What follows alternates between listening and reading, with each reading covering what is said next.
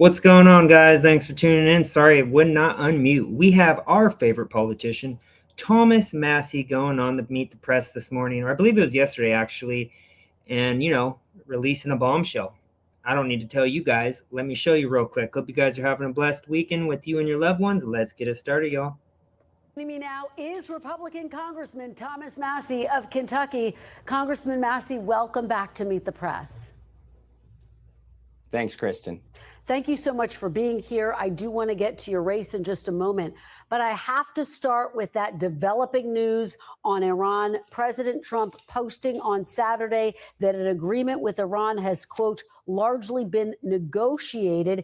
It's unclear what exactly has been agreed. Trump's been saying that there's a deal that's been happening, yet the Iranian leaders have denied that over and over and over. And why should we now believe this administration when they have lied so many times just in the little over a year that they have been in power? We shouldn't believe anything that they say. Agreed to whether any deal would directly address the issue of the nuclear program, which of course is at the center of the war with Iran. So far, no final deal has been announced. But Congressman, would you support a short-term deal with Iran? Well, I was the author of the first War Powers resolution to get us out of Iran. My constituents are hurting. Gas is almost $5 a gallon. Diesel's almost $6 a gallon. And the farmers here in Kentucky can't afford the fertilizer to put on their fields. So heck yes, I would support it.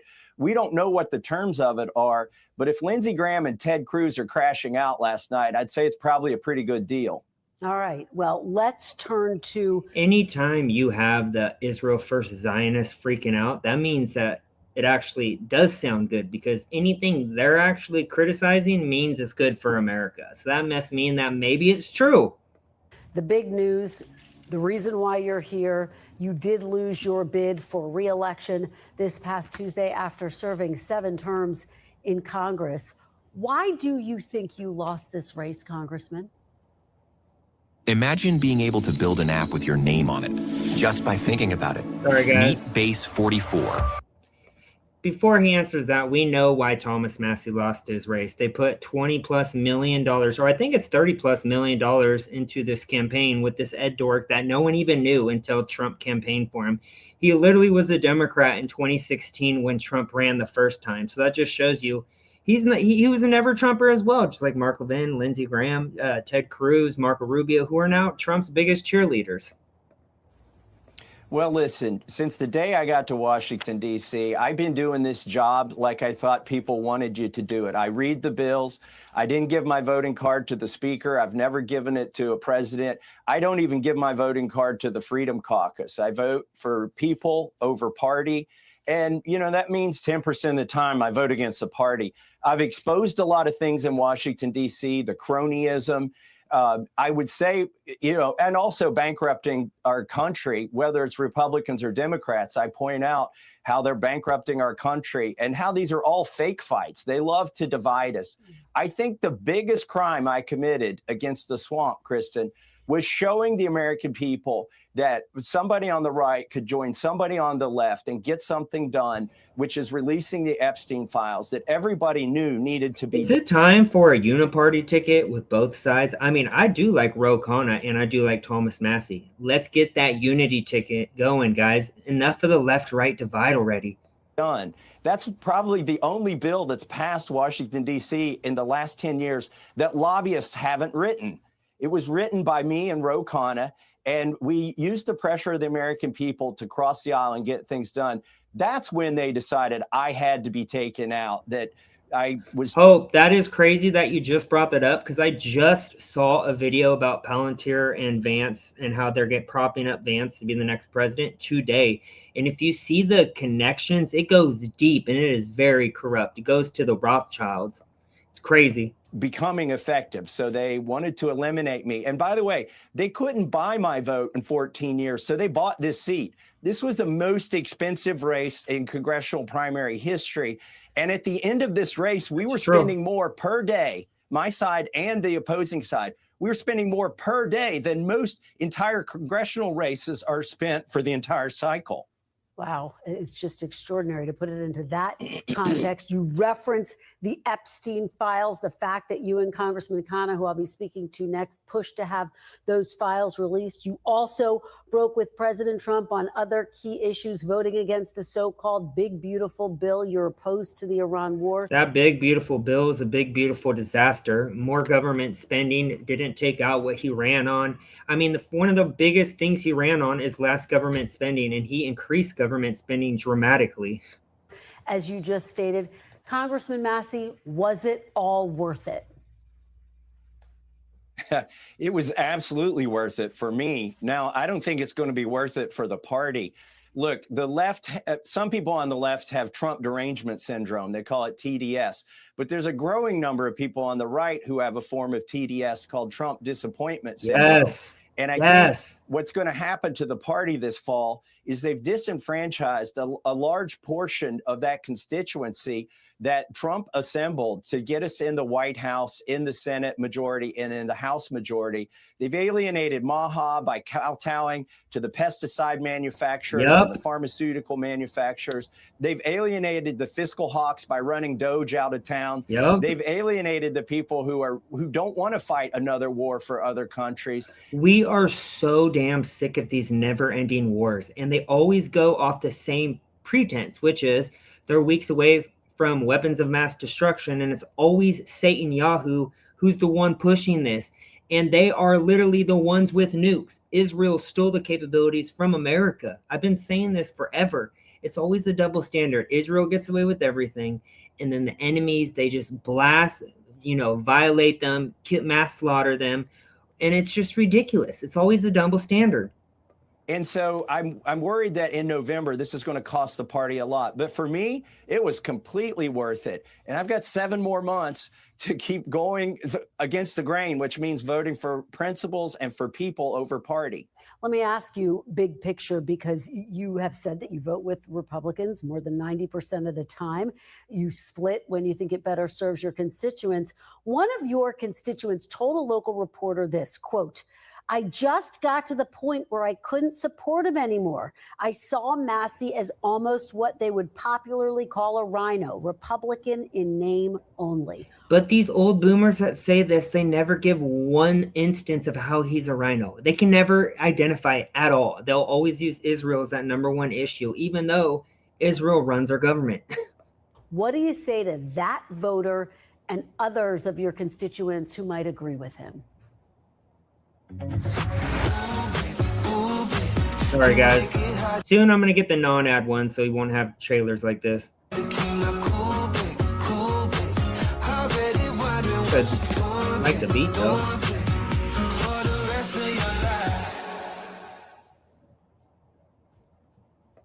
Well, they spent at least 20 million, maybe 25 million against me. And what they did is they expanded the pool of voters. And there were a lot of misinformed, uninformed voters. In fact, my daughter, who lives outside of my congressional district, she heard somebody in the voting booth next to her trying to find my opponent's name on the ballot because he didn't even know I wasn't his congressman. That's how much they bamboozled the people here in Kentucky. They used artificial. Not all boomers, but most boomers just need to stop voting, bro. It seems like it's always the old ones that in today's society that are so easily, have their minds changed. And I mean, people actually bought the AI flop that they pushed about Thomas Massie and what is her name, AOC, and I forgot her other name, having a threesome, and people actually bought that.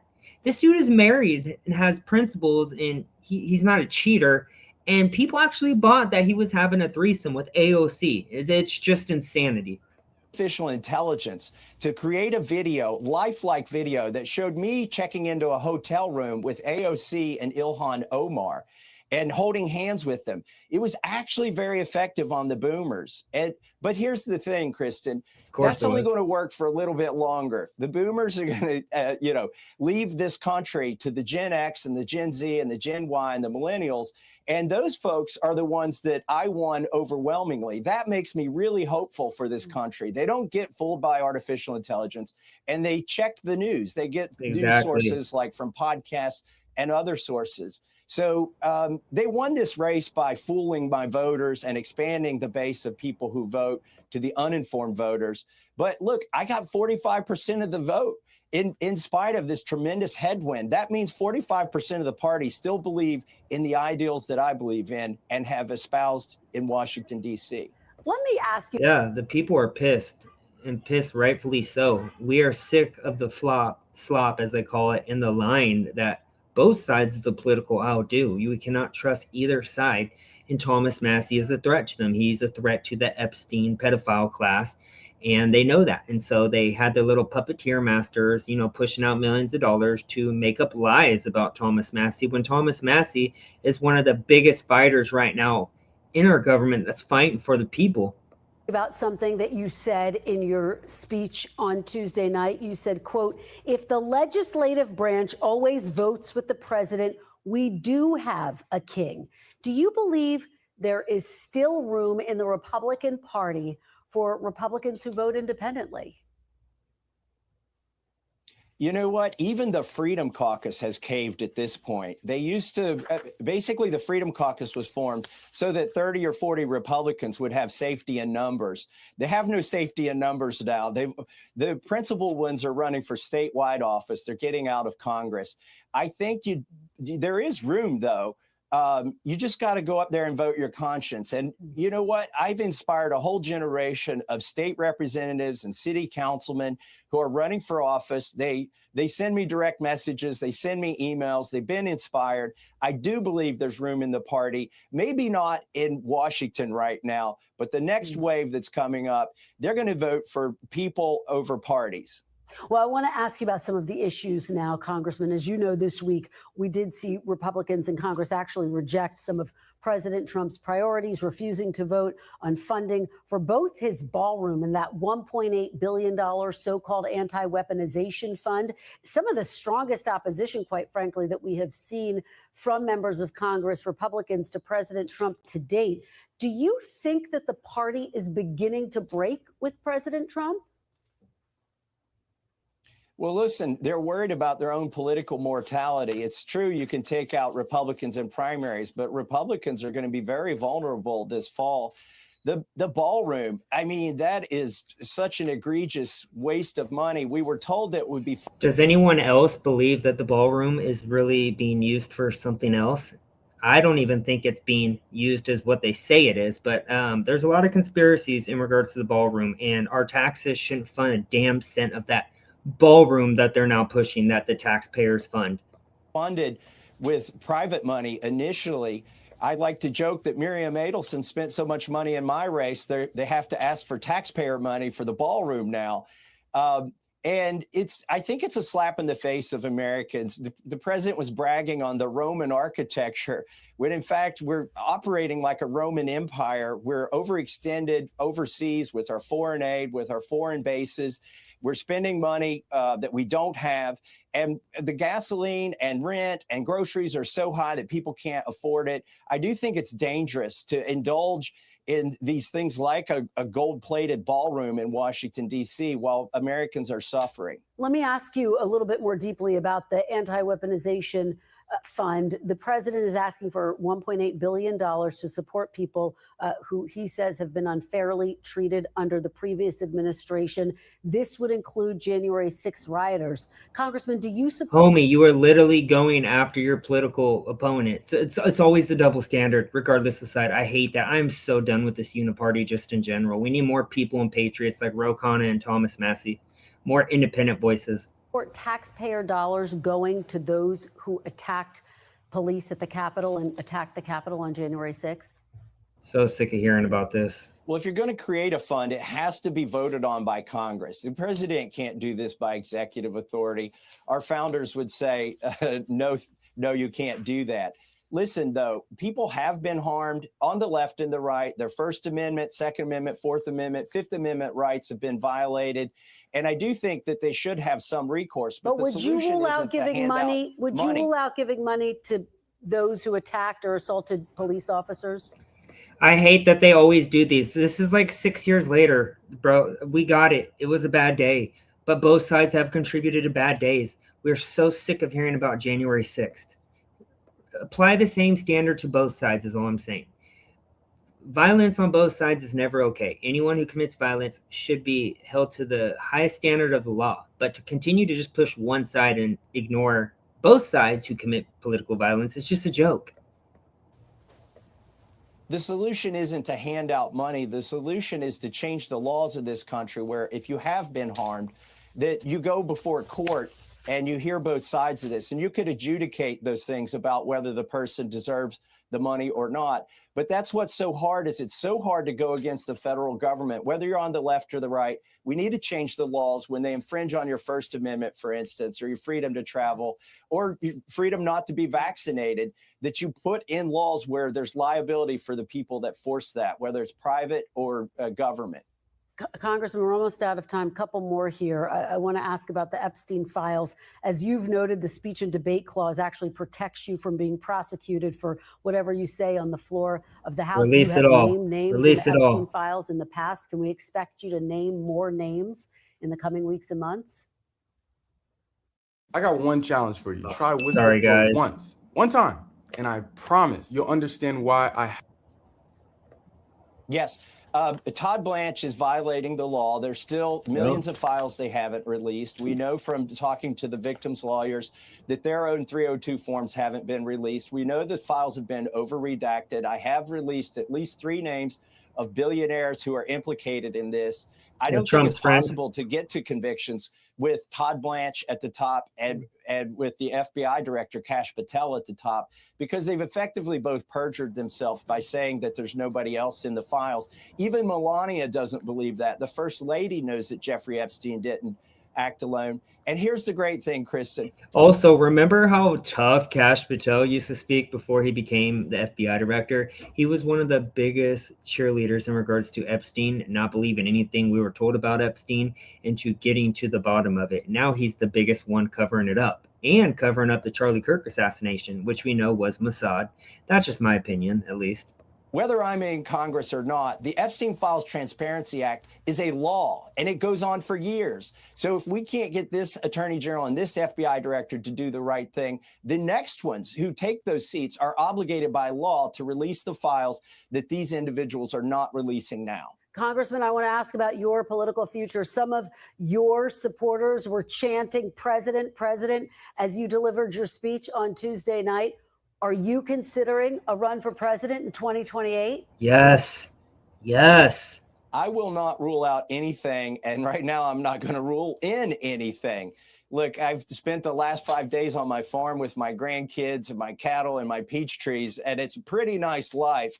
I don't know if I want to screw that up again. I've been in Congress 14 years fighting. Every hour that passes, I get decompressed a little bit more. It's like coming up from the bottom of the ocean.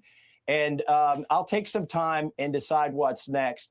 But I think I will stay engaged in some way or shape. Maybe it's from the outside. I've been exposing what's going on in Washington, D.C. for years, and I'll keep doing it. Congressman, I hear you not ruling a potential run for president out. Would you run as a Republican? Just run. Who cares what side? Screw both sides. I won't rule anything out. I won't rule out a run for county commissioner. I used to be the county judge executive here. That was probably the best job I ever had in politics. I would encourage people watching this show to act locally and to run for local offices. We can make a difference. There's 3,000 counties in this country. Run for one of those offices. We got to change it at the grassroots first. Agree. Right, when you make your decision, hopefully you'll come back and share it here. Congressman Massie, thank you very much for joining us this morning. We really appreciate it. All right, guys, I got an explosive video to show you guys as well, but I'm going to connect to X real quick. I saved this because I wanted everyone to see this, whoever's tuning in, that is, because I think this is important to show the public. Let's see, where's it at? Oh, here we go. How much influence does Israel have on our country? Israel's controlling our governments. Israel controls us. The government of Israel controls the United States. Israel is in control of our government. Israel controls America. There's no easy way to say this other than the United States is being controlled by Israel. The man controlling our military, Benjamin Netanyahu. It feels like we're just owned by Israel. And we just never knew it. Is this being done for America or for Israel? Israel is losing support here in the United States. Yo, I've been saying the Great Awakening is here, the revolution. It's going to get worse before it gets better, but people are waking up in mass numbers. Why do you think AIPAC is buying out U.S. politicians, and what exactly are they buying? They're buying allegiance. Never taken money from the Israel lobby, have you? Taken money from the Israel. From AIPAC. You take AIPAC money, don't you? We're not going to vote for anybody who takes AIPAC money. I will not vote for a candidate that takes $1 from AIPAC. It's interesting. I mean, it's interesting. I will not vote for a candidate that takes AIPAC money. I will not vote for any politician that takes. This is one message that can unify Americans. No more foreign lobbies, releasing the Epstein files, single subject bills. How about having no taxes, or if we're going to pay taxes, help Americans. Screw all this overseas bullshit. Screw all the wars that we've been just contributing to forever with our taxes. Let's focus on America and fixing our own problems before, we do all this extra crap, which I don't support, by the way. Takes any money from the Israel lobby. We don't want candidates who are taking money from AIPAC. Yeah. Will you be taking money from AIPAC? No, I will not be accepting money from AIPAC. AIPAC, I'm coming to tear your kingdom down. The left and the right should register as a foreign lobby. Start listening to the American people and not to AIPAC. Who do you think we're occupied by? AIPAC. Good morning, AIPAC. Thank you, AIPAC. Told you, this is unifying both sides, guys. About time. Thank you, AIPAC. Thank you, AIPAC. God bless Israel. The Zionist lobby that's the most influential in Washington, without question. Their belief is that being for Israel first means that does not mean you're putting America second. The Congress of the United States is Israeli-occupied territory. My father would tell me the most powerful lobby that there is in this country is the Jewish lobby. It's the Israeli lobby. Well, why would the President of the United States pay attention to that lobby? They are strong. Strong in what sense? They are controlling many things. When a great power like the United States has conflicting interests with another country, it almost always, except in the case of Israel, acts in terms of its own interests. America first. But when it comes to Israel, it's Israel first. The question is why? Like, what is that? I believe there's one simple answer: the Israel lobby. There's more than that. Via blackmail, Epstein, blackmailing these politicians, paying them to, pass policy decisions to put the interests of a foreign country before their own country. You would think that would be a thing called treason. What did we do to people that committed treason back in the day? I think we need to bring that back. Israel has an overwhelming lobby over the United States government.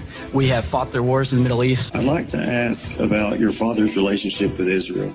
He's taken over $230 million from pro-Israel groups. That receives $400,000 from AIPAC. Why can I burn an American flag in my country, but I get a mark by my name if I burn Israel's? What are you doing to prevent the use of our taxes to starve and kill people in Gaza? How can somebody pledge allegiance to two countries at the same time? Do you think it's a conflict of interest for Miriam Adelson, an Israeli donor, to give millions of dollars to his campaign and then Trump have pro-Israeli policies? And you continue to support Israel.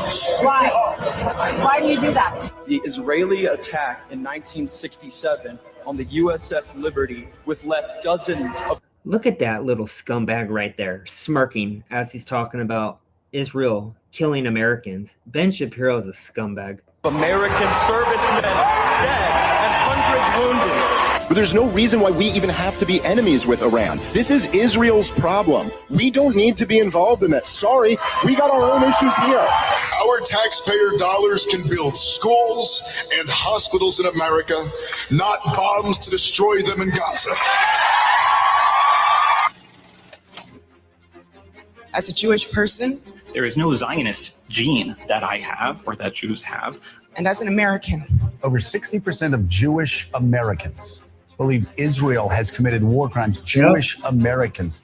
I am horrified by the Israeli government's massacre of well over 65,000 Palestinians in Gaza. How could it be done to you and your ancestors, and you turn around and you do it to someone else? Zionism and Zionists hate Jews and Judaism. Christians, Jews, and Muslims stand shoulder to shoulder against the Zionist empire and the genocide in Gaza. How are you going to be America first when you're Israel instead? You can't have it both ways. Charlie was starting to have serious questions about Israel. Not just its role in the Gaza war, but its influence on American politicians. All of a sudden, Charlie is he's no longer with us and all that. So wait a second, what do you mean? What does with us mean exactly, right? I'm an American, okay? Like, I represent this country. Why are we going to war with Iran? I don't think These kind of videos give me goosebumps. I don't know about you guys. we should be fighting wars on behalf of Israel. Israel forced our hand and dragged us into this war. Again, you go fight Iran. You go to Israel and fight Hamas. We are American people. It's not our problem. No one wants to fight for Israel. Israel is not an ally. Israel is our top enemy. Enemy. True. Cut off the goddamn funding. That is so just like, it makes me happy to see people waking the hell up in regards to Israel. Very crazy times we're living in, but I appreciate you guys tuning in. I'll be doing some more lives tomorrow. Hope you guys have a blessed day with you and your loved ones.